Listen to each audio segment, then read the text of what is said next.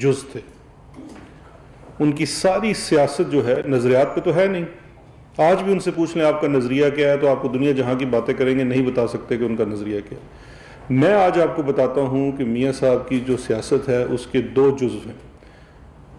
ایک پیسہ، جس نے سیاست میں چھانگا مانگا کلچر کو انٹروڈیوس کیا،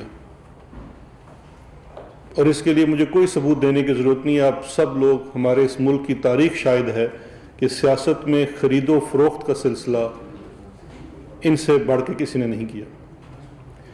دوسرا جز جو ہے، جو اتنا ہائی لائٹ نہیں ہو سکا، اور آج میں آپ کے ساتھ اس کا ڈیٹا بھی شیئر کرتا ہوں، وہ ہے پولیٹیکل پیٹرنیج کا،